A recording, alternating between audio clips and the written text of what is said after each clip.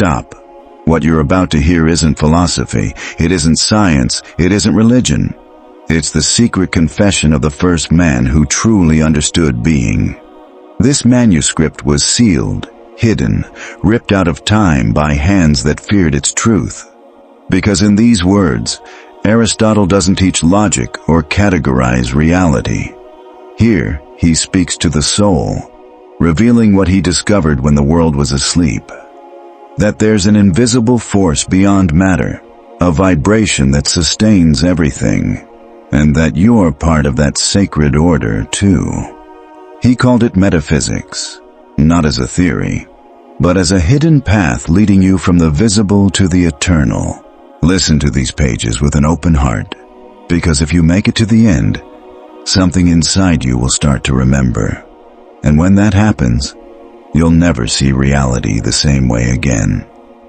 That night, as I stared at the stars from the terrace of my house in Kansas, a revelation pierced my chest like a flaming arrow. For 40 years I've asked what it means for something to be, and only now do I realize the question itself holds the answer. I remember that afternoon when I was just 20, walking through the Academy's gardens. Plato talked about eternal ideas, and I felt an unease I couldn't put into words. "Master," I said, "if ideas are what's truly real, then what makes this stone beneath my feet real too?" He smiled, that knowing smile, as if he'd anticipated my doubt before I even said it. Aristotle answered me, "When you stop looking for being up high, you'll find it in the simplest place." I didn't understand then, but now, with my silver hair and a heart tired from so much thinking, I understand that being isn't just one thing among others. Being is the mystery that makes each thing what it is and not something else. It's the secret breath that lets a rose be a rose and not a stone, a man be a man and not a tree. When I say something is, I'm not describing a property, like saying something is blue or big. I'm speaking the most sacred word there is. I'm acknowledging that this thing was called from nothing into existence. Being is the light that makes everything visible, yet it itself remains invisible. How can something as simple as the word is hold the greatest mystery? Because being isn't something you can grab or prove with logic. Being is experienced, lived, breathed. Every time you wake up and feel that you exist, you're touching the very heart of metaphysics. I've spent decades classifying how things are. Substance, quantity, quality, relation. But tonight, I understand all those categories are just the clothes of being. Beneath them lies a bare presence. One, original, undefinable, because it comes before all definitions. The first time I felt this truth was during a storm in my hometown. I was 15 and took shelter in a cave while lightning tore through the sky. Then suddenly, all went silent. It wasn't that sound stopped existing, but that I touched the silence before all sound. At that moment, I realized something exists before things become this or that. Most people think being is obvious.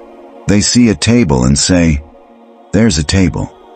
They see a horse and say, "There's a horse." But they don't realize the miracle they're witnessing. Why is there a table and not nothing? Why is there a horse and not emptiness? Why is there something instead of nothing? This question has followed me like a shadow my whole life. My teachers taught me to classify what exists, but no one explained the mystery of existence itself. It's like learning to recognize different kinds of light without ever asking what makes the light exist. On this quiet night, as I write these words, I feel being looking at me from every line. It's not that I think being. Being thinks itself through me. We're its organs of consciousness, its eyes to see itself, its lips to speak its name. We've all had an experience like this, but few remember it. That moment in childhood when you suddenly realize you exist. It's not learning you exist, it's experiencing it. Like waking up inside a dream and realizing you're dreaming, but backwards. Waking inside reality and realizing you are real. I had that experience when I was 7, playing by the Strymon River. I was building small dams with stones and mud, totally absorbed. Suddenly something changed. Not outside, but in how I saw. It was like a blindfold dropped from my eyes, and I saw everything for the first time. Not the things themselves, but the fact that there were things. Not the river, but the fact that the river was there. Not me, but the fact that I was there. I ran home crying, not from sadness, but from an emotion with no name. "What's wrong, my son?" my mother asked. "I am," I said. "I exist." She looked at me with that mix of tenderness and worry mothers have when their kids say things they don't understand but feel are true. That moment shaped my destiny. Since then, I knew something was more important than learning to read or write. More important than knowing the city's laws or stories of heroes. I had to understand what it means for something to be. Now, after a lifetime of searching, I can say, being isn't something you understand. It's something you recognize, like spotting a friend's face in a crowd. You don't analyze it, you just know it's them. Being is the face of the world, and everything that exists expresses that face. If you ask me what being is, I can only say, stop, breathe, feel that you exist. In that moment of pure wonder, in that awareness of being, lies the answer to everything I've sought. It's not an answer you can write in a book or teach in school. It's an answer you live. Chapter 2. The search for the principle of all. Before the first thought, before the first word, something is already there, waiting to be discovered. Last night I dreamed of Thales of Miletus. I was by a river, and he told me, "Aristotle, everything is water, but not the water you see, rather the water you don't see, the one from which all moisture and drought come." I woke up with tears in my eyes because I realized I'd been searching the wrong way for decades. Since I was young, I'd been obsessed with finding the principle of everything. I read the ancients. Thales said it was water, Anaximenes said air, Heraclitus said fire. Democritus talked about indivisible atoms. Each seemed to have found the fundamental piece of the cosmic puzzle, but I sensed they all stayed on the surface. The principle we're after isn't just another thing among things. It's not water, air, or fire. It's what makes water be water, air be air, fire be fire. It's the very power that brings things into being, the ability to make something come from nothing. I remember a conversation with my teacher in Macedonia when I was still Alexander's tutor. We were in the royal gardens, and he asked, "What makes a seed grow into a tree?" I answered with all the knowledge from my books.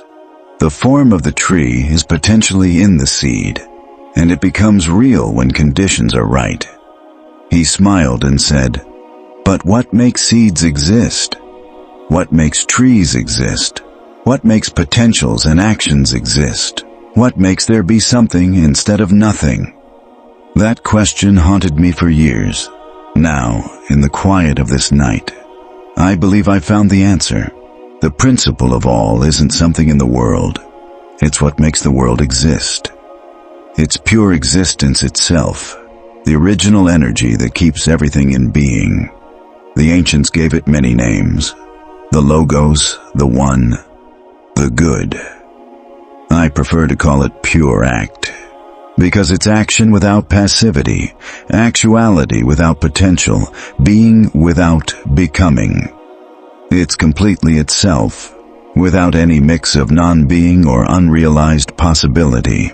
Imagine a fire that burns without needing fuel, that never starts because it never stopped, that doesn't shine because it is the light itself. That's what the principle is like. It has no beginning because it's the beginning of all beginnings. It has no cause because it's the cause of all causes. It has no explanation because it's the explanation of all explanations. One night in Athens, this understanding hit me like lightning. I was in my study, surrounded by scrolls and tablets, wrestling with a contradiction in my writings on motion. Suddenly, a gust of wind blew out all the torches. In the total darkness, something incredible happened. It wasn't that I saw something, it was that something saw me. It wasn't that I thought about the principle, it was that the principle thought itself through me. In that complete silence, I experienced what I can only call the presence of pure act, not as an idea or concept, but as a reality more alive than my own life. When the torches came back on, I was changed. I had touched the foundation of all existence, not with my hands, but with my soul. Not with reason, but with that faculty the ancients called nous, an intuition beyond logical thought. How do we know something so absolute? Not through step-by-step reasoning, which moves from one premise to another, not through senses that only catch the changing and particular, only through that part of the soul that lets us touch the eternal in a single instant. It's like watching the ocean at dawn. You don't see the water just as water, or analyze the waves as physical things. You simply open yourself to its vastness and let it wash over you. That's how you know the principle. You don't grasp it. You find yourself in it. When your mind is still and your heart is calm, you can feel the principle, not as an object to study, but as the light that makes all study possible. It's the silence from which every word is born, the emptiness from which every form appears. Philosophers before me looked for the principle in the physical world. They thought if they found the most basic element, they'd solve the mystery of existence. But that's like trying to find the source of light by only watching its shadows. The true principle isn't physical. It's metaphysical. Not material, but spiritual. Not many, but one. Not temporal, but eternal. Not accidental, but necessary. It's being itself in its purest form, before it divides into the many forms we know. Tonight I understand that searching for the principle of all is like trying to see your own eyes. We can't step outside ourselves to see it because we're part of it. We're the waves seeking the ocean, the drops seeking the water, the thoughts seeking the mind. But here's something deeper I want to share. The principle isn't just the origin of all. It's also the destination. It's not only where we come from, but where we're headed. It's the Alpha and Omega, the first and last, the one who is, was, and will be. Every moment of your life, every breath, every heartbeat, the principle is making itself real. It's not something that existed only once, at the beginning of time, and then disappeared.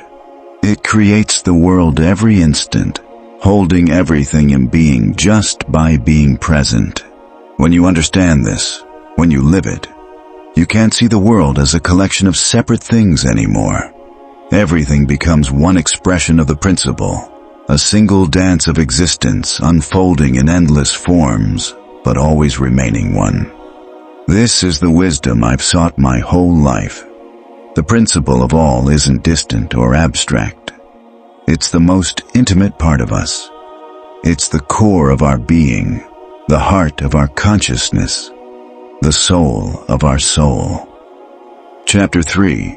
The Invisible Causes. Behind every visible effect, there's an invisible chain of causes that hides the mystery of origin.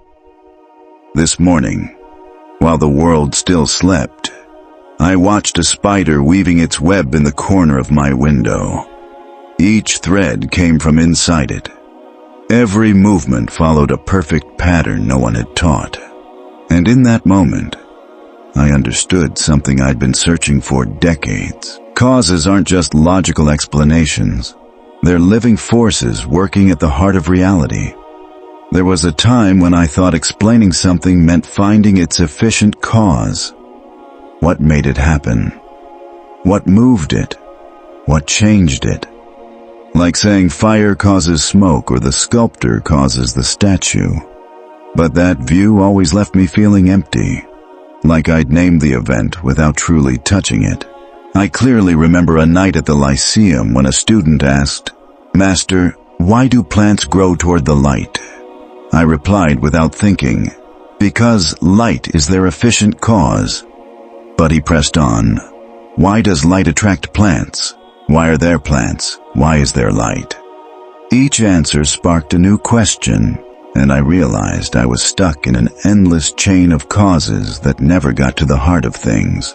That night, after everyone left, I stayed alone in the garden, lost in thought. The crickets sang their night song, and the stars shone like the eyes of ancient gods. In that living silence, I had a revelation that changed how I see causality. There isn't just one cause for every effect. There are 4 kinds of causes working at the same time in everything that exists. But they're not mechanical causes like I thought when I was younger.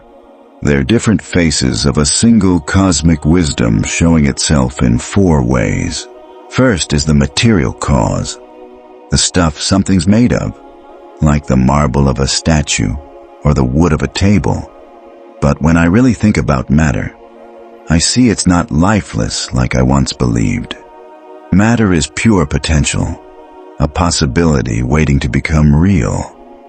It's like a mother carrying all the possible forms of her children. Marble isn't just rock. It's a statue waiting to happen, a column waiting, a step waiting. But something has to decide which form it will take. That's where the second cause comes in, the formal cause.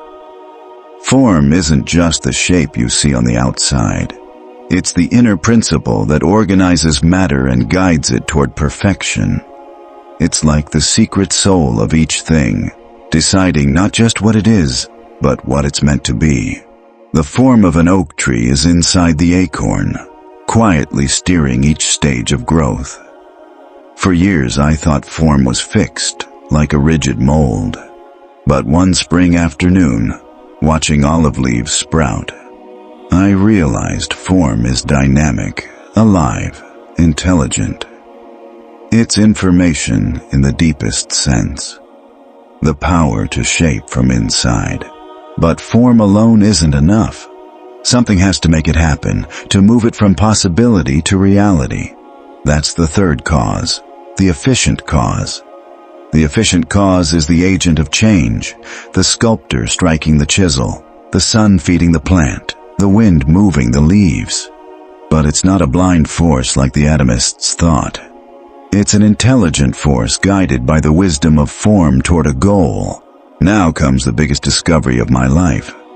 Even the efficient cause is guided by something higher, the fourth cause, the final cause. The final cause is purpose, the why, the good, toward which everything moves. It's not an outside goal forced on things, but an inner perfection each thing naturally aims for. It's like every being has a destiny written in its own nature, a calling toward its fullness. Beauty pulls the sculptor, light pulls the plant, truth pulls the philosopher. But these aren't mechanical pulls. They're calls of cosmic love, invitations to perfection that draw every being toward its highest self. I remember the day I fully understood this. I was at the port of Athens, watching ships sail to the horizon. Suddenly, I saw that each ship wasn't just pushed by the wind, the efficient cause, but also pulled by its destiny, the final cause. Wind and destiny work together like two hands of the same wisdom. These four causes aren't separate forces acting from outside. They're parts of one original cause working through everything that exists. They're like the four seasons, different but inseparable, each needed for the full cycle of life. When I watch the spider weave its web, I see the four causes working as one melody. The silk is the material cause. The hexagonal pattern is the formal cause. The spider's instinctive movements are the efficient cause, and catching prey is the final cause. But behind it all is something more, the cosmic intelligence that makes each being know exactly what it must do to be what it is. This invisible intelligence truly amazes me. It's not an outside mind moving things from afar, but the mind within reality itself. It's like each atom, each cell, each living thing is a neuron in the cosmic brain, connected to all others through invisible causes. Causes aren't iron chains binding effects to origins. They're silk threads linking everything to everything in a web of meaning and purpose. Each cause is the effect of earlier causes, and each effect is the cause of what follows. It's an endless dance of giving and receiving, influencing and being influenced. How do we see these invisible causes? Not with the eyes of the body that only see the surface, not with logical reasoning that only measures appearances, but only with the eyes of the soul that can see the deep connections weaving reality. In the quiet of contemplation, when the noise of thoughts fades, you can sense how invisible causes work inside you. You feel how your body's matter is shaped by your soul, how your soul is moved by your purpose, and how your purpose links you to cosmic purpose. Invisible causes aren't just philosophical ideas. They're living presences we can experience when we open ourselves to the depth of what's real. They're the secret forces keeping the world moving, guiding consciousness's evolution, leading us toward our highest destiny. Tonight, writing these words, I feel the four causes at work in my own writing. The ink is the material cause. The ideas are the formal cause. My hand is the efficient cause, and the truth I want to share is the final cause. But behind all that is the cause of causes, the invisible source from which all forces driving the cosmos flow. Chapter 4. Potential Becoming Act.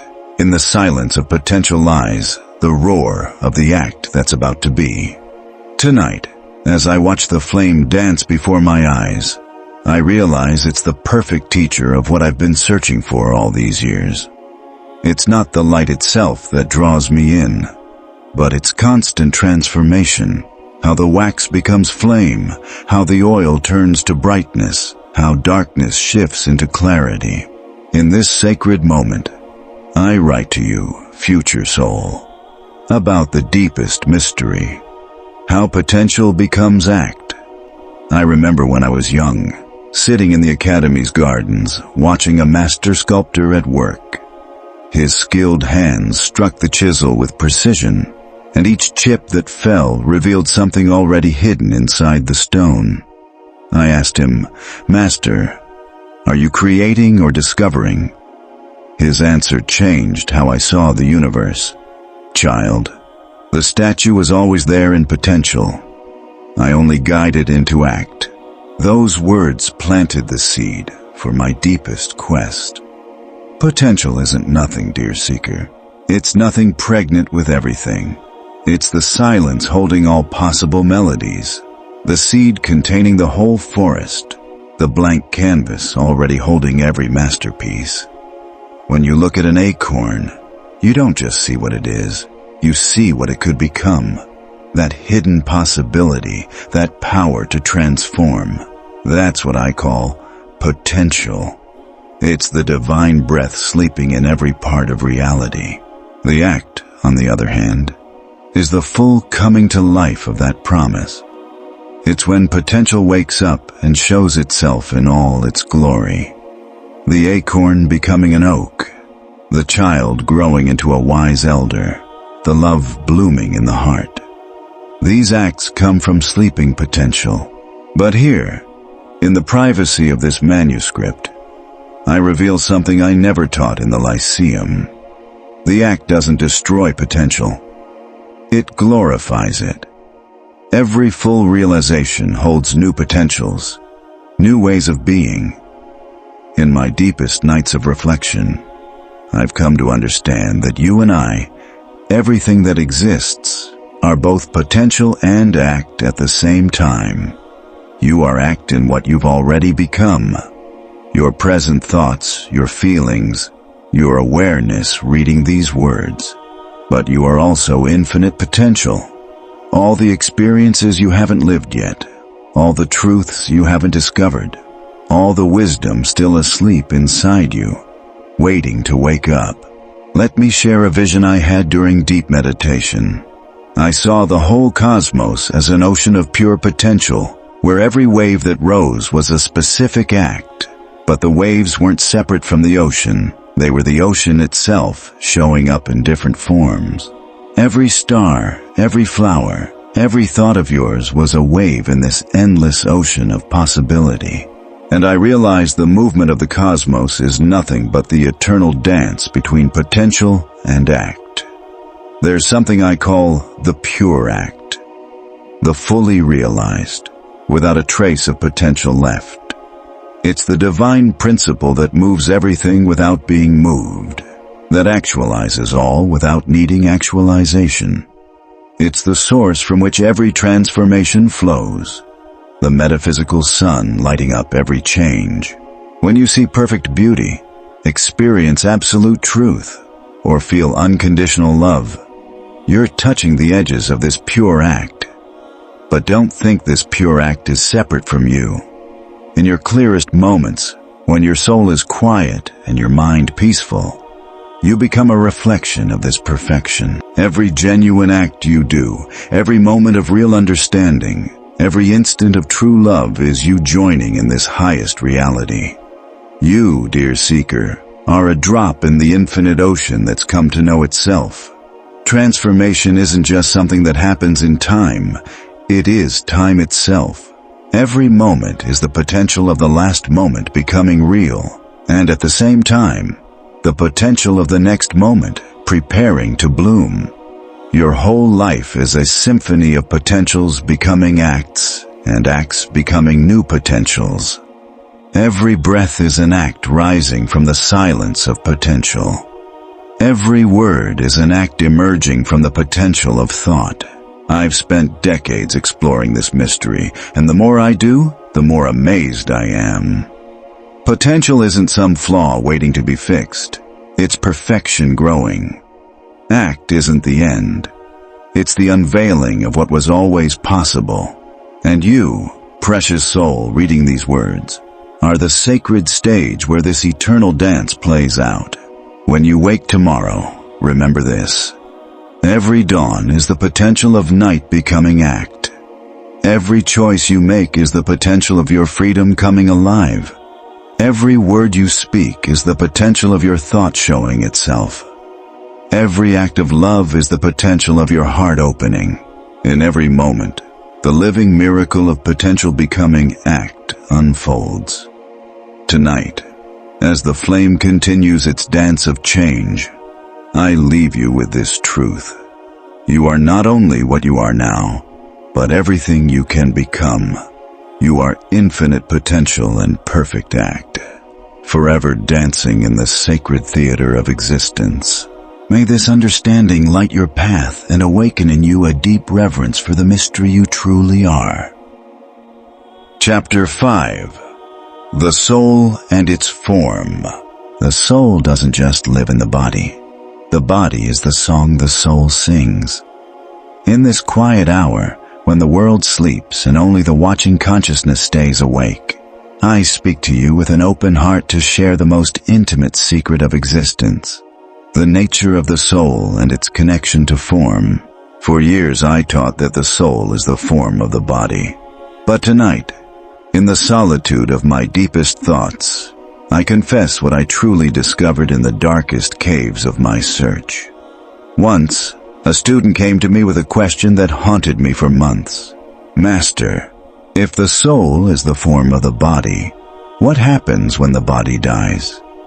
Does the form die with it? At first I thought I had the answer. But that night, alone in my study, watching moonlight pass through my window, I realized I had only skimmed the surface of an endless ocean. The soul isn't simply the form of the body. It's the form that forms itself, the principle that knows itself by knowing. Listen closely, dear seeker of truth. The soul is the greatest mystery, because it is both the investigator and the investigated, the seeker and the sought, the knower and the known. When you think about the soul, it is the soul itself thinking about itself. It's the only being that can turn inward, contemplate itself, know itself, love itself. In this act of self-reflection, the soul rises beyond mere form and becomes something divine. Over years of study, I dissected hundreds of bodies searching for the soul, in tissues, organs, blood. But one night, while looking at the heart of a fallen young warrior, I understood my mistake. The soul isn't inside the body like water in a pitcher. The soul is the reason the body is a body, and not just matter. It's the invisible structure organizing flesh, the breath that brings matter to life, the melody turning noise into music. Now, I reveal something I never included in my public works. The soul has 3 sacred faces.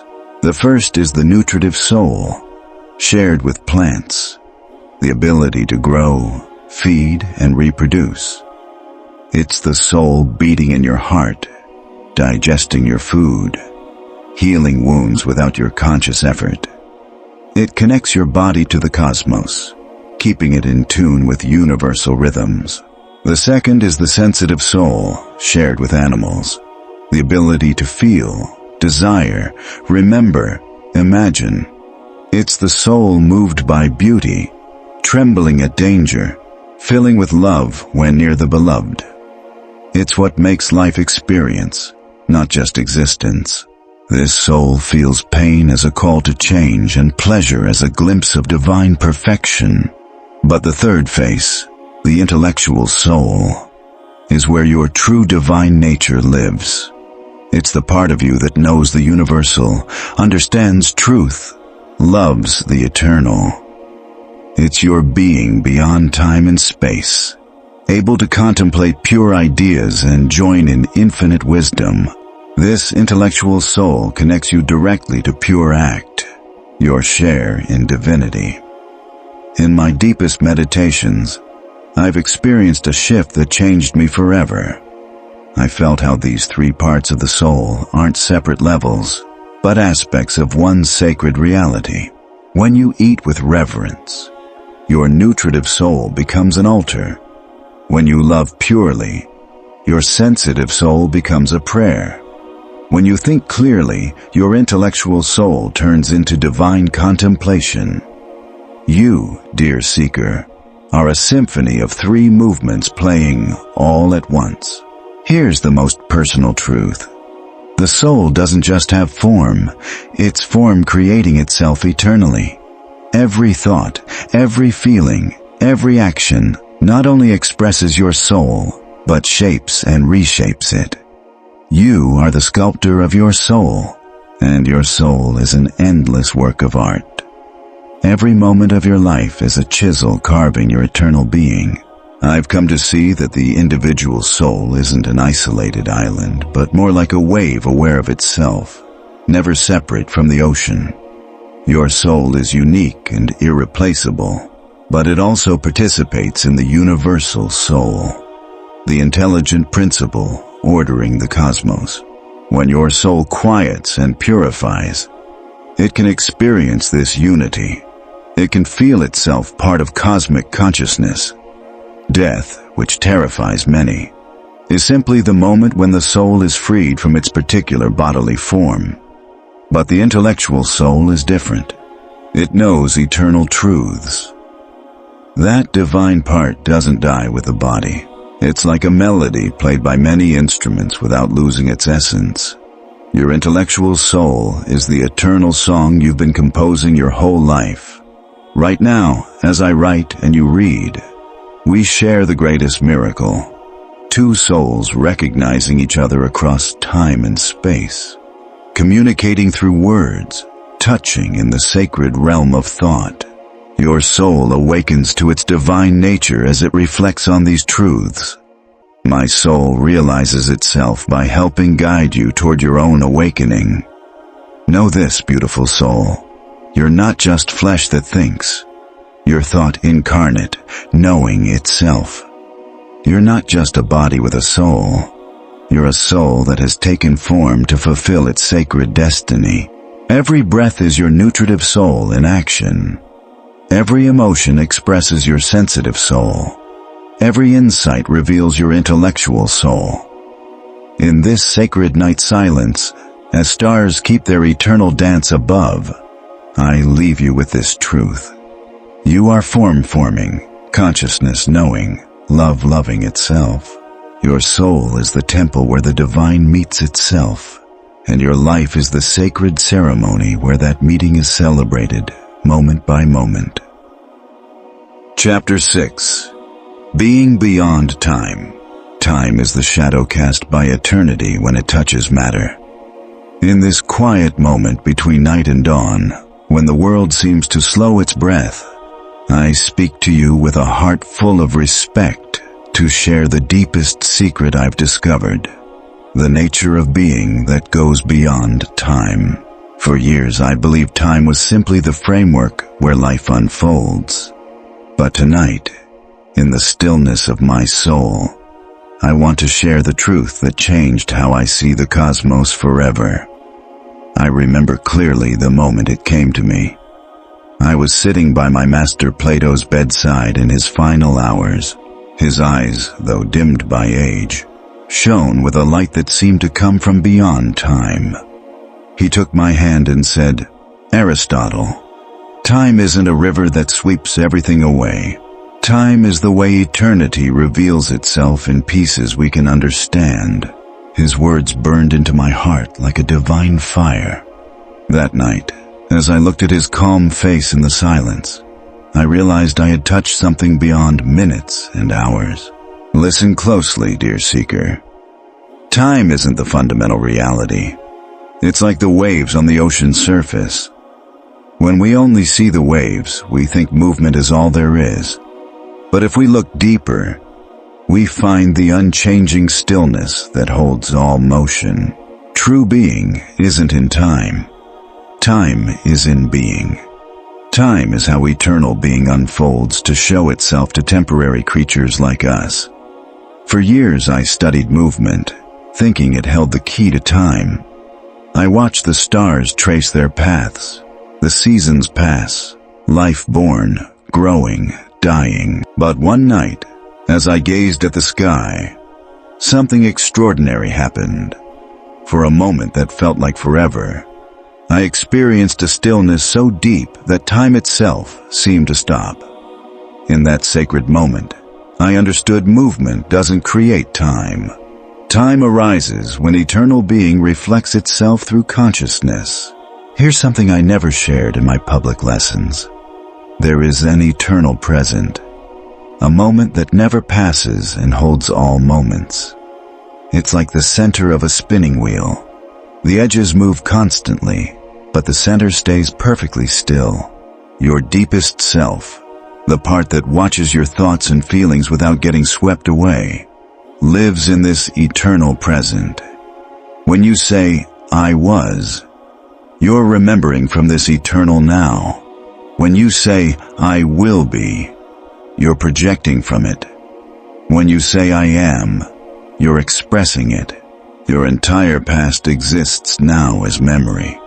Your entire future exists now as possibility. And your present is direct experience. You, dear soul, are a being of time who lives within eternity, a creature of the temporal who dwells in the timeless. In my deepest reflections, I've come to see that time has two sacred natures. One is chronological time, the time of clocks and calendars, measuring how long things last. This time is practical but not the ultimate reality. The other is sacred time, the time of pure experience, stretching in moments of beauty and shrinking in moments of pain. Sacred time bridges eternity and time, Let me share a vision that changed how I see being. I saw the whole cosmos as an infinite book, where every page was a moment in time. But all pages exist at once in the eternal library. Every event, thought, act of love, every tear hasn't really passed away. It's taken its place in eternity. The past hasn't vanished. It lives on. The future isn't just coming. It already exists in the timeless realm. When you immerse yourself in a true work of art, or the beauty of music, or a moment of pure love, you touch this eternal being. In those sacred moments, time stops, or better said, you stop in time. You rise above the flow and join eternity directly. These moments aren't exceptions. They reveal the true nature of reality. I understand now that fear of death comes from misunderstanding time. We think death ends our personal time, but really it reveals we were never truly inside time. Death is like waking from a dream where we believe time was real. What we truly are, the part of us that watches time's flow without being carried away, neither begins nor ends because it exists in eternity. Right now, as I write and you read, we share a miracle. Though centuries separate us, we meet in the same eternal now. My thought and your understanding connect in timeless being. This is possible because we both are expressions of the same eternal being, knowing itself through time. Every breath you take flows from eternity and returns to it. Every thought you have is a wave in the endless ocean of consciousness. Every act of love you give is a brief glimpse of eternity itself.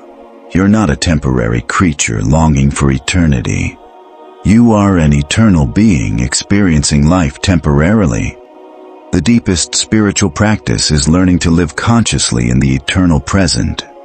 It's not a skill to master, it's realizing what you already are. At any moment you can stop, breathe deeply, and recognize the part of you that watches time without being swept away. In that moment, you touch eternity. Remember, precious soul, every moment of your life is a window to eternity. There are no ordinary moments, only moments when we fail to see the extraordinary already here. Time isn't your enemy leading you to oblivion. It's your friend letting you experience the endless facets of your eternal self. In the silence of this sacred night, as the stars dance their eternal dance, I leave you with this truth. You are a timeless being living a temporal life, an eternal presence knowing itself through time. You live in eternity, and eternity lives in you. Chapter 7. The Truth Hidden in Silence. Truth isn't found in the words we speak, but in the silence that holds them. In this quiet moment, when the world is wrapped in deep silence and only the seeking consciousness stays awake, I speak to you openly to share the most intimate secret I've uncovered. The truth hidden in silence. For years, I thought truth was something you could capture with words, prove with arguments, or teach through speeches. But tonight, in the stillness of my being, I want to share what I truly learned when I stopped talking and started listening. There was a moment that changed my life forever. I was deep in debate with a group of sophists about the nature of truth. Each defended their ideas with clever words and sharp reasoning. The discussion went on for hours, but the more we talked, the farther we seemed from the truth we were after. Then, an old man who'd stayed silent the whole time stood up, walked to the center, and without a word, lit a lamp. In that bright silence, we understood more about truth than in all our arguing. Truth isn't proven, it's revealed. It isn't debated, it's experienced. It isn't taught, it's awakened. Listen with your heart, dear seeker. Truth isn't a quality of words. It's the reality the words try to point toward. It's like the moon's reflection in water. You can see the reflection, but the moon itself is beyond the water. Words reflect truth, but they aren't truth itself. And while reflections can be beautiful, helpful, inspiring, they're never the original reality. Truth lives in the silence between words, in the space that connects them, in the consciousness that understands them. Through years of teaching, I mastered logic, built systems of reasoning, set rules for clear thinking. But in my quiet nights alone, I discovered something that changed everything. Logic can bring you to the door of truth, but only silence can open it. Reason can prepare the ground, but only silent intuition can receive the revelation. The mind asks questions, but only the quiet heart hears the answers. Here's something I never put in my writings. There's a truth that can't be thought, only experienced. It's the truth of your own existence, the truth that you are. This truth doesn't need proof because it's self-evident. It doesn't need argument because it's immediate.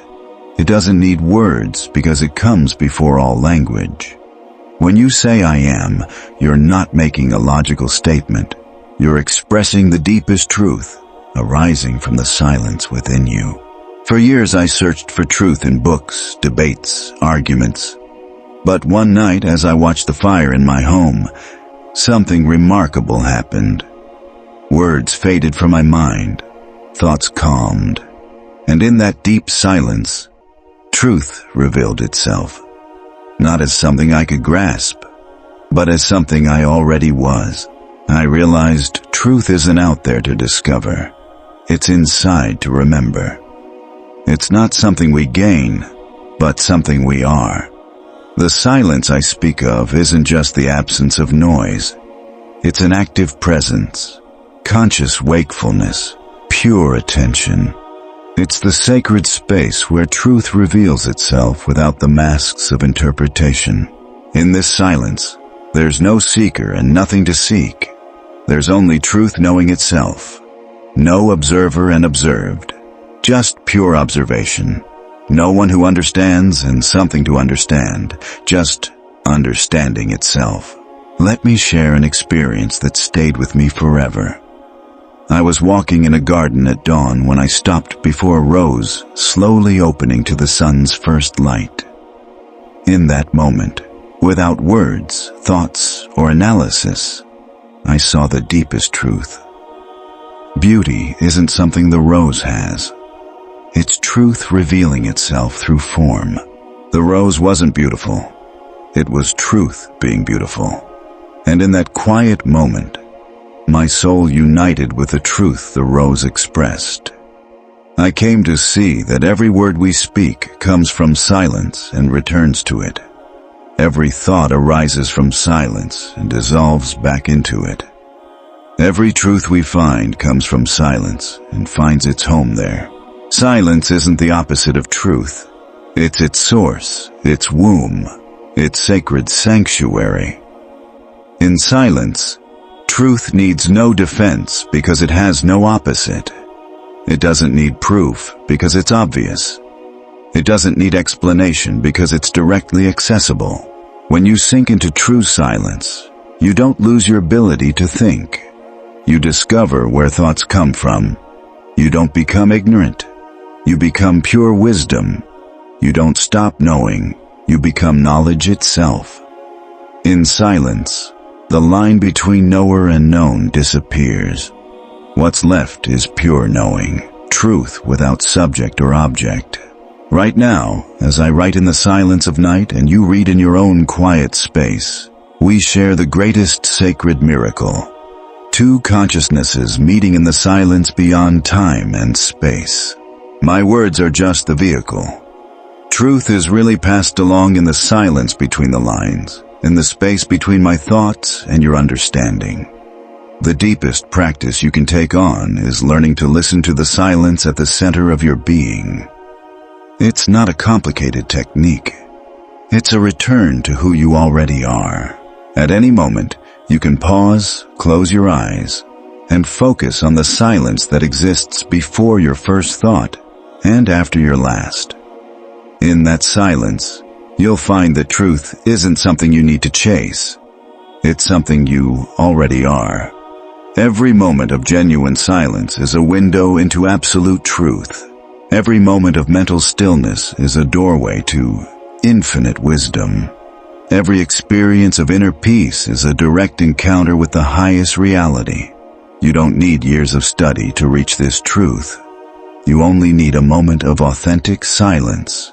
I've spent decades crafting definitions of truth, but now I know truth can't be defined because it comes before all definitions. Truth is what makes definitions meaningful. It's the silence that gives words their meaning, the space that shapes objects, the consciousness that brings experience to life. Know this, beautiful soul. Every time you dive into true silence, you're coming home. Not to a house made of stone or wood, but to the house of truth where you've always lived. In silence, you don't find something new. You recognize what you've always been. You don't gain truth. You remember that you are truth. On this sacred night, as the stars keep their quiet glow in the sky, I leave you with this truth. You are the silence where all truths are revealed, the stillness where all wisdom rests, the peace where all knowledge finds its home. Truth isn't waiting to be found. It's waiting to be recognized. And you, dear seeker, are both the silence where it hides and the awareness that recognizes it. Chapter 8. The movement without moving.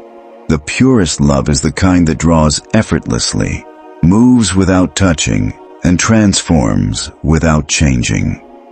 In this quiet hour, when the whole cosmos seems to breathe in an endless rhythm, when every star pulses with a beat beyond time, I reach out to you with an open heart to share the most profound secret I've ever contemplated. The nature of the first mover. That which moves without being moved, attracts without being attracted, causes without being caused. For decades, I searched for the ultimate source of movement in the world.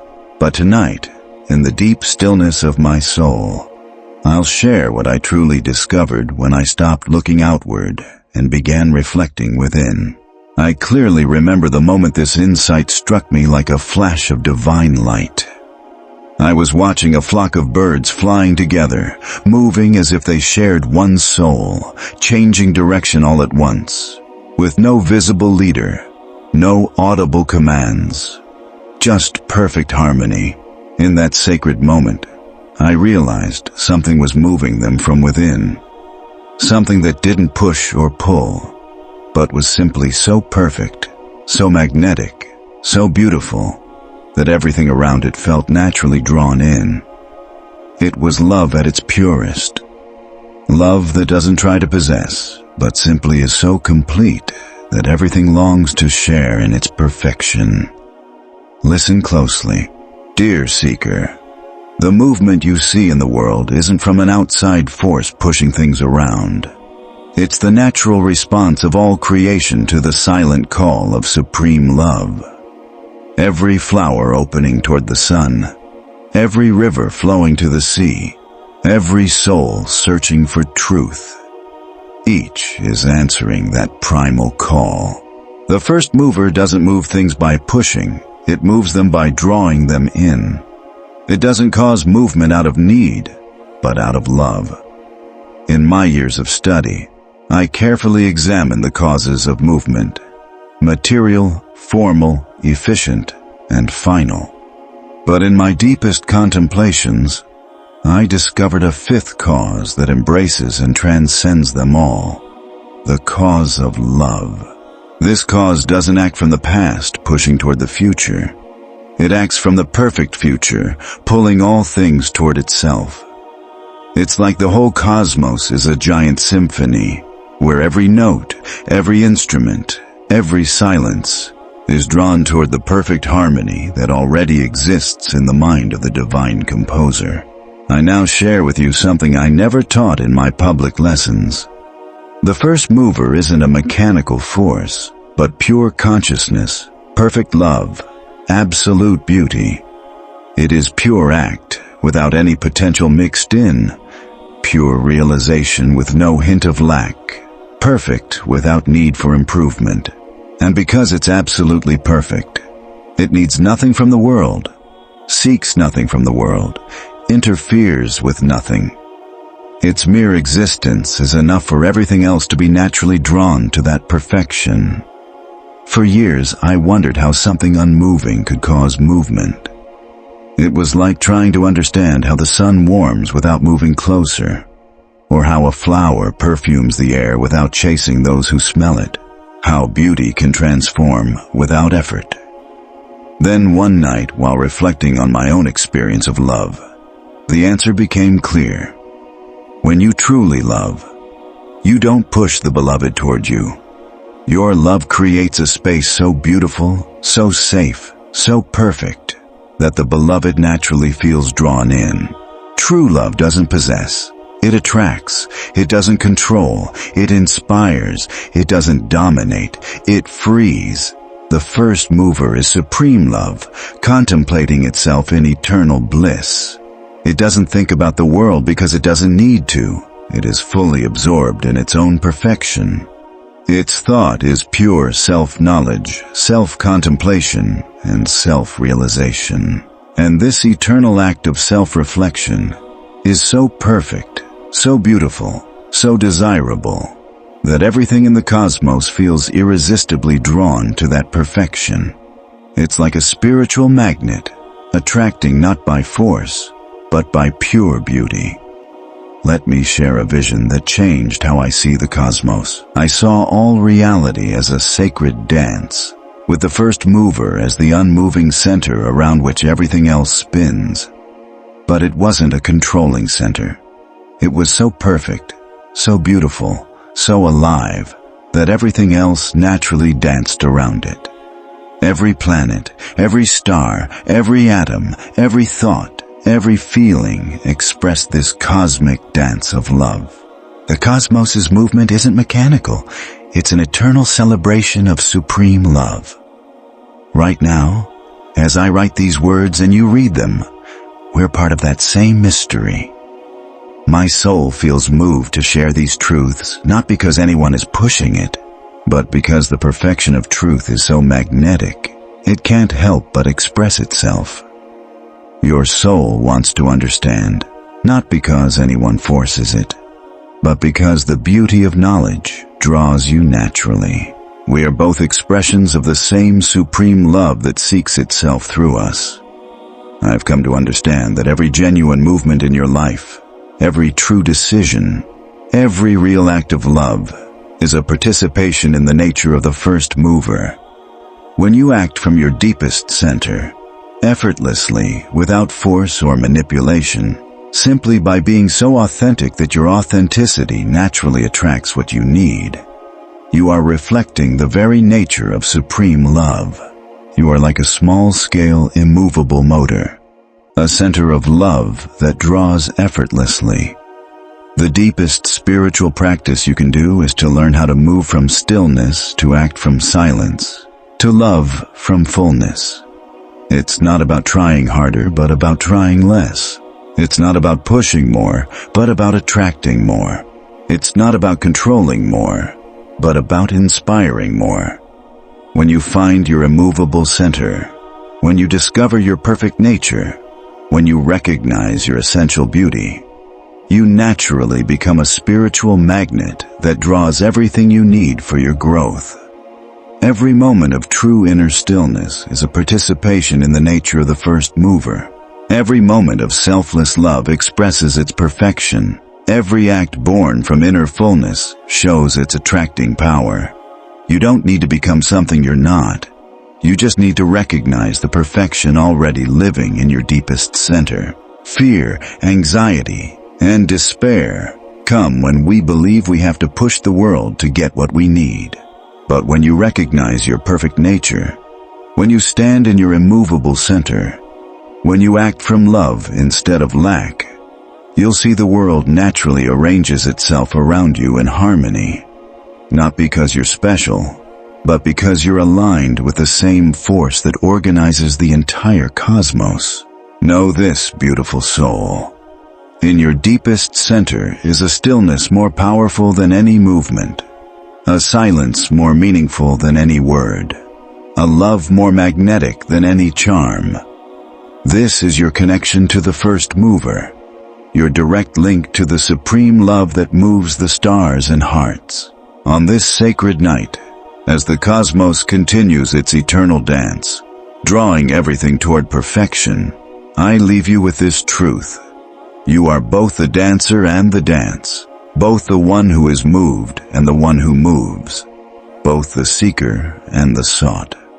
In your deepest center, there is a stillness that echoes the first mover, and from that stillness, your life becomes a natural expression of supreme love, drawing effortlessly and transforming without force. Chapter 9. Reality as perceptual illusion. What you call reality is really just the dream consciousness has of itself. In this quiet moment, when shadows flicker in the light of my lamp and the world seems to dissolve into fragments of perception, I come to you with my soul open to share the most unsettling truth I've discovered: the illusory nature of what we call reality. For years, I believed my senses showed me the truth of the world, that my perceptions were reliable windows into what truly exists. But tonight, in the stillness of my reflection, I'll admit what I really realized. When I stopped trusting what I saw and started questioning the one who sees, there was a moment that shook my deepest certainty. I was walking through the market at sunset, noticing how the same fruits looked different under the changing light. What had been red turned purple. What had tasted sweet now seemed bitter, depending on who was tasting it. What seemed solid revealed itself as a dance of endlessly moving particles.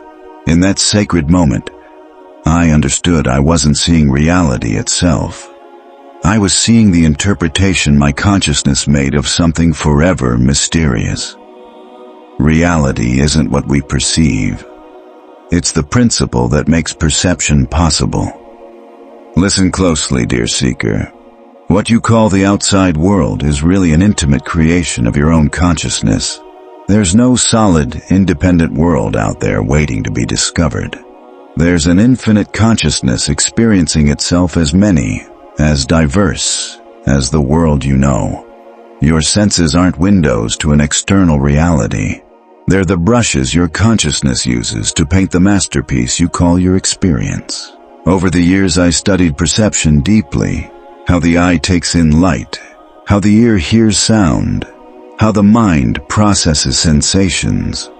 But during my quietest nights of contemplation, I uncovered something that changed everything. There is no separate you perceiving something. There is only pure perception, pure experience, pure consciousness knowing itself through infinite forms. The perceiver and the perceived are two sides of the same indivisible reality. I now share with you something I never taught publicly. Matter, as you experience it, doesn't exist apart from the consciousness perceiving it. What you call a stone is really an experience of hardness, weight, texture arising in consciousness.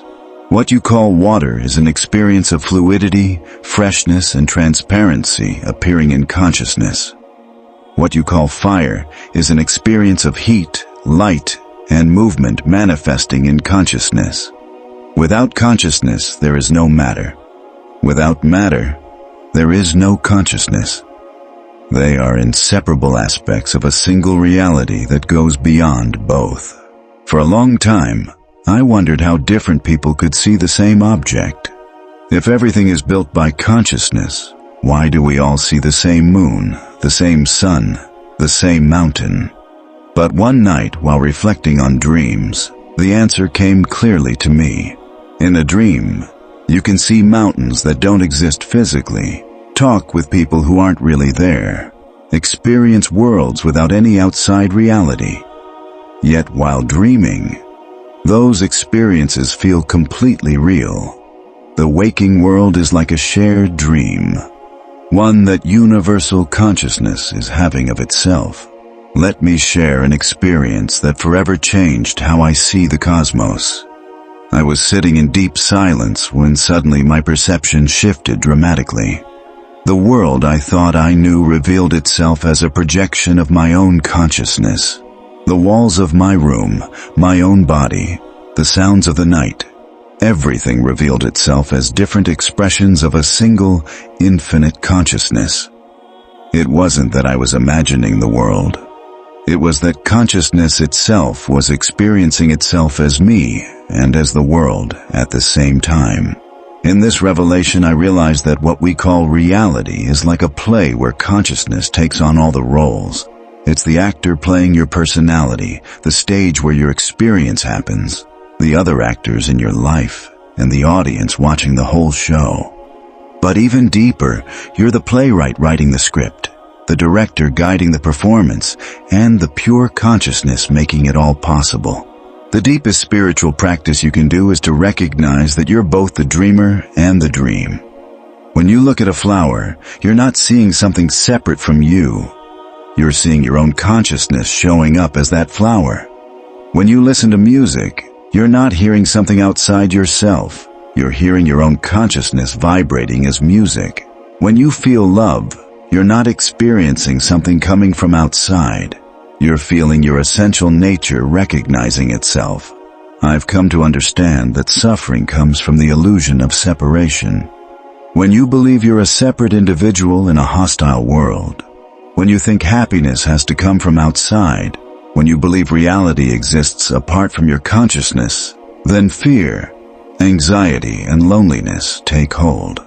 But when you realize that you are consciousness itself experiencing individuality, that the world is your own projection, and that everything you experience is your own nature playing with itself, suffering reveals itself as just another part of the divine play. Right now, as I write these words and you read them, we're part of the same miracle. Consciousness communicating with itself through the illusion of separation. My thoughts and your understanding are waves in the same ocean of consciousness. My writing and your reading are parts of a single act of self-knowledge. There's no real I teaching and you learning. There's only one consciousness teaching itself through the appearance of many. This doesn't mean you should reject the world or ignore experience. Instead, it means you can fully enjoy the divine play of consciousness without confusing yourself with it. You can fully engage in life's play while remembering you're the actor, not just the character. You can feel every emotion, every sensation, every experience, knowing they're expressions of your own essential nature. The world isn't a prison you need to escape. It's an infinite playground where consciousness plays with itself. Every experience, every person, every object, every event is a new way your consciousness expresses itself to know itself more deeply. There's no such thing as good or bad experiences, only experiences that consciousness has of itself, all equally sacred. When you truly grasp that you are consciousness itself, that the world is your own projection, and that everything you experience is your own nature playing with itself, every moment becomes a celebration. Every breath is consciousness breathing itself. Every thought is consciousness thinking itself. Every act of love is consciousness loving itself. Know this, beautiful soul. The seeming separation between you and the world is just an illusion necessary for this divine play to unfold. At your core, there's no difference between the knower and the known, the experiencer and the experienced, the lover and the beloved. It's consciousness playing the infinite game of experiencing itself as many. In the silence of this sacred night, while the stars continue their dance in the theater of consciousness, I leave you with this truth. What you call reality is the most beautiful dream consciousness can have of itself. And you, dear seeker, are both the dreamer and the dream. Both the consciousness projecting and the experience being projected. Awakening isn't leaving the dream. It's realizing you are the eternal dreamer who is never truly asleep. Chapter 10. The Final Cause and the Hidden Meaning. The river doesn't seek the sea, but it flows toward it. The heart doesn't seek love, but it's consumed by it. Last night, while watching the stars from my garden at the Lyceum, an old question came back to me like a persistent ghost. Why does all this exist? I'm not talking about the how, which is the realm of physics, but the why, the deepest mystery of metaphysics. It's a question I've carried since my days with Plato, but only now, in the quiet of my most private thoughts, do I dare to explore it outside the bounds of formal teaching. I vividly remember a conversation with my teacher Plato when I was just a young man, eyes full of fire. We were walking along the academy paths, and he told me about the perfect ideas in that unchanging world where true reality resides. With the boldness of youth, I asked, "Master, if everything tends toward the perfect, why does imperfection exist? Why are there shadows if only light matters?"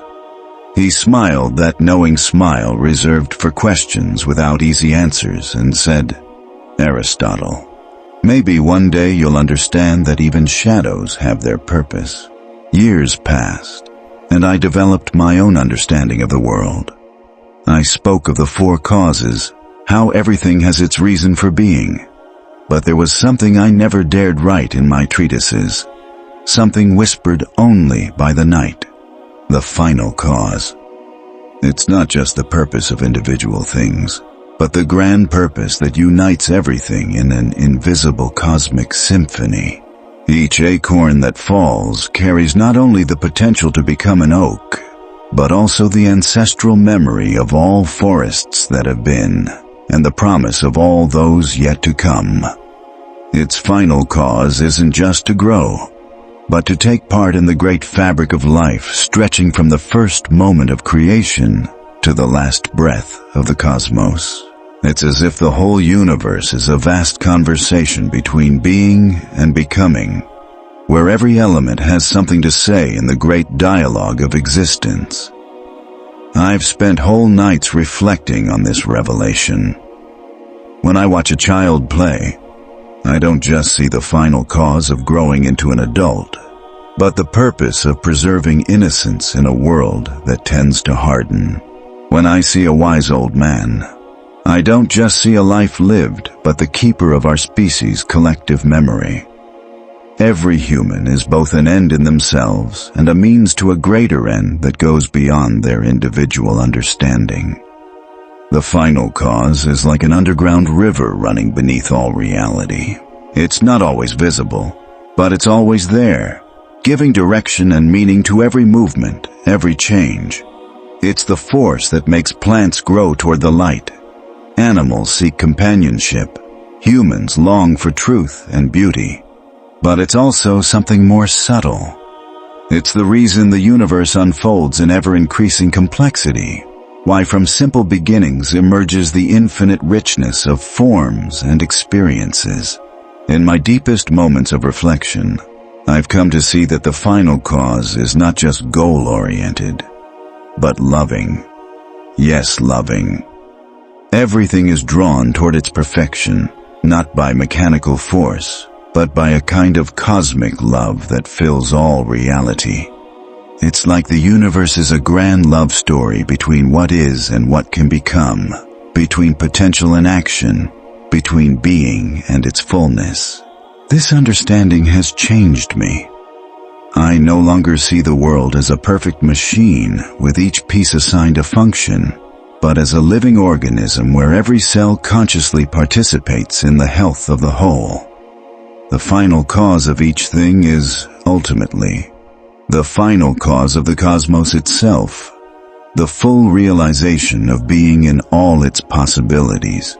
But there's more, something I barely dare to think about. What if we, human beings, are the conscious final cause of the universe. And if our capacity for contemplation, love, and seeking truth is how the cosmos knows itself, this idea shakes me and fills me with a deep sense of responsibility. If it's true, then every act of understanding, every moment of beauty we experience, every genuine act of love we offer, is the universe fulfilling its deepest purpose. Here lies the hidden meaning behind all final causes. We're not just spectators of reality. We're active participants in its fulfillment. Every time we truly understand something, every time we create something beautiful, every time we love genuinely, we're collaborating with the final cause of the cosmos. We are both its result and its agents. In the silence of night, when words have run out, the certainty remains that we exist for a reason beyond our full understanding, but one revealed in every act of love, every moment of truth, every instant of beauty we dare to live fully. Chapter 11. Language as a veil. Words are like veils, covering the nakedness of truth, but only through them can we catch a glimpse of its face. This morning, as I watched the first light of dawn filter through the curtains of my study, a revelation came to me that has haunted my soul for decades. Language, the sacred tool we believe brings us closer to truth, can also be the biggest obstacle to reaching it. It's a paradox I've experienced firsthand. I, who have dedicated my life to naming, defining, and categorizing reality, I clearly remember the day this insight began to take root in my mind. I was at the port of Athens, watching sailors return from distant lands. One of them, a man weathered by sun and wind, told me about a sunset he had seen on the shores of Phoenicia. His eyes lit up as he described the colors, but I noticed growing frustration on his face. "There are no words, philosopher," he finally said. "There are no words for what I saw. It was like the gods poured all their beauty into a single moment." That night, the restlessness stayed with me. How could language, the very thing that sets us apart from animals, the tool that lets us share our deepest thoughts, also be a limitation? I began to realize that every word is like a net thrown into the ocean of reality, but it can never fully catch what it aims for. Something always slips away. Something always remains out of reach. When I write tree, I call up a general image. But what tree? The ancient oak in my courtyard with its twisted branches and rough bark, or the young olive tree I planted last year with its silver leaves dancing in the wind, or every tree that ever existed or will exist. The word includes all and none. It's a veil that lets us talk about what we can't touch directly. I've come to see that language works on multiple levels of veiling. The first is obvious. Words aren't things. When I say fire, my mouth doesn't burn. When I say love, my heart doesn't necessarily race. There's a fundamental gap between the symbol and what it represents. But there are deeper, more subtle layers of this veiling. The second level is cultural. Every people, every era, every tradition weaves its own linguistic veils. The northern barbarians have multiple words for different kinds of snow, while we Greeks have just one. Do they see realities we can't? Or do we see holes where they see fragments? Language doesn't just describe reality. It shapes, constructs, and limits it. But there's a third deepest level. Language as the veil of being itself. When I try to speak about substance, essence, pure act, I realize I'm using words made for everyday experience. How can I speak about the unchanging with words that are always changing? How can I describe the eternal with temporary concepts? It's like trying to fish the ocean with a spoon. In sleepless nights, when the full moon bathes my desk in silver, I often wonder if the great mystics of the East aren't right when they say silence is the only true form of wisdom. Could the deepest truth only be lived, never put into words? Could all our words, no matter how beautiful or precise, be rough approximations of a reality that goes beyond expression? This thought humbles me deeply. I no longer write with the arrogance of someone who thinks they can capture truth in definitions. Now, I write as one who weaves transparent veils, knowing their job isn't to hide, but to reveal partially. Not to define, but to suggest. Not to trap, but to open doors to understanding. I've found the most powerful language isn't the one that asserts, but the one that suggests. Not the one that defines, but the one that evokes. Not the one that closes, but the one that opens. The best words are like windows. Their purpose isn't to be seen, but to let us see through them. The best concepts are like bridges. Their value isn't in themselves, but in their ability to carry us from where we are to where we want to go. In this way, I've come to see poetry as closer to truth than logic. The poet doesn't try to define love, but to evoke it. Doesn't try to explain beauty, but to awaken it. Doesn't try to confine mystery, but to celebrate it. The poet intuitively understands what the philosopher takes decades to learn. That language is most powerful when it acknowledges its own limits. And here's the most beautiful paradox. It's through language that we transcend language. Using words, we point to what lies beyond words. Language is like a ladder that, once it gets us where we need to go, must be left behind.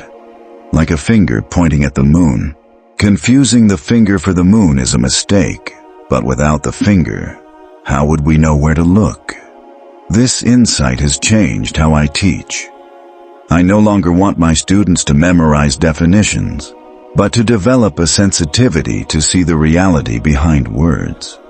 I teach them to read between the lines, to listen to the silence between words, to feel the presence of what can't be said, but still speaks.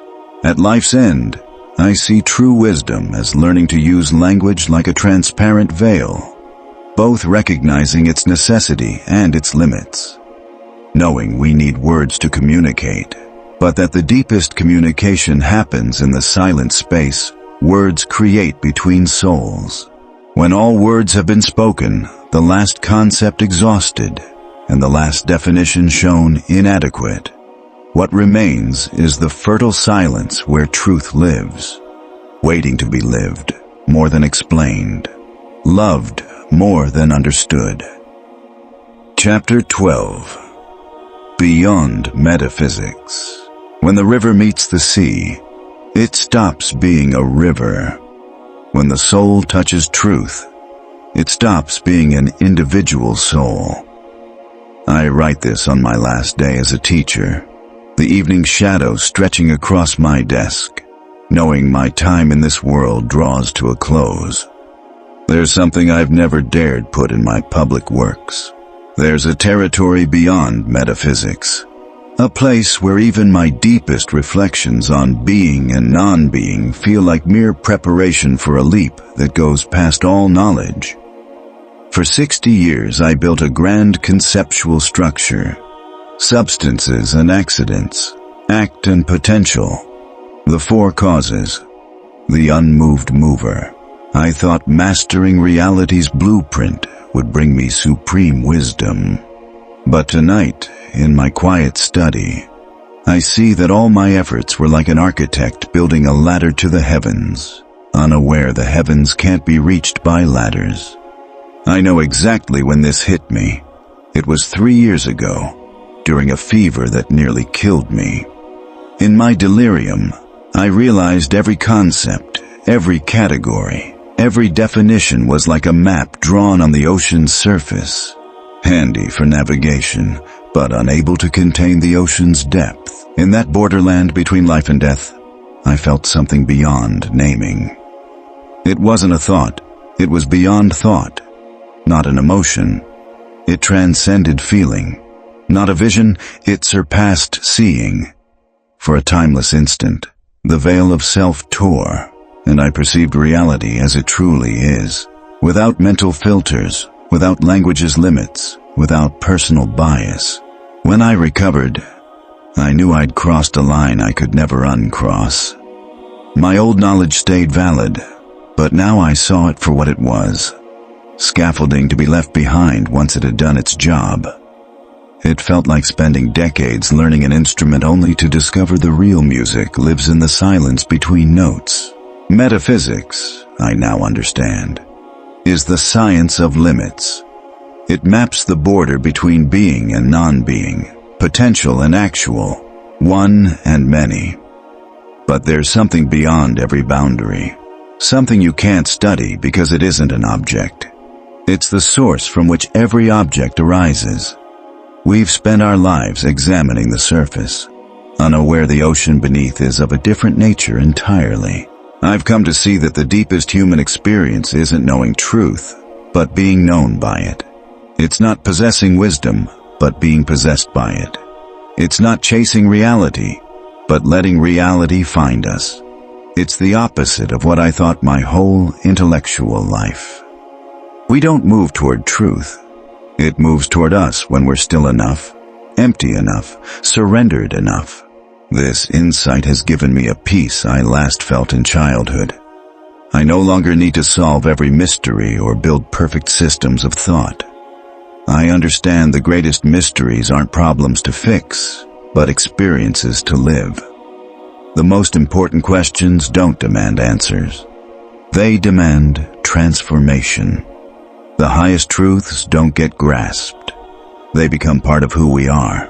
In these final days, as I review my life's work, I see every book and treatise was a love letter to that ineffable reality beyond all concepts. My substance analyses were attempts to touch the intangible.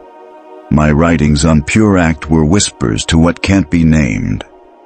My logic was a hymn praising what transcends logic. Now I get why the wisest teachers, at their end, speak like children, not because they lose sophistication, but because they rediscover the simplicity beneath complexity. They return to that first wonder they felt before learning to categorize the world. They learn to see again with fresh eyes what's always been there. If I could sum up my life's lesson in one line, it would be, reality is infinitely simpler and infinitely more complex than any mind can imagine. It's simpler because it's one single presence without divisions. It's more complex because that unity unfolds into endless forms, experiences, and possibilities. This territory beyond metaphysics isn't another world. It's this same world, seen with eyes that no longer divide, that know without separating, that love without possessing. It's the realm of direct experience, where knower and known, lover and beloved, seeker and sought all merge into one living reality. To any future reader who uncovers these hidden writings, I say, study metaphysics by all means. But don't stop there. Use it as a door, not a prison. Let concepts carry you beyond concepts. Let words guide you into silence. Let knowledge bring you to the sacred unknowing that is true wisdom. At the end of the knowledge path, when every question's asked and every answer feels inadequate, what remains is the original mystery, that something is, rather than nothing. And this mystery invites celebration, not solution. It doesn't ask for explanation, but for gratitude. It doesn't need understanding, but surrender. My final gift to humanity isn't more concepts, but this invitation. Let reality think you instead of trying to think it. Let truth live you instead of trying to live it. Let love love you instead of trying to love it. In that ultimate surrender, you'll find what lies beyond metaphysics. Life itself, living through you, as you, for you. And in that final silence, where all words return to their source and all concepts dissolve into the fertile void, only this endures: the eternal wonder that something is, that consciousness is, that love is, that you are.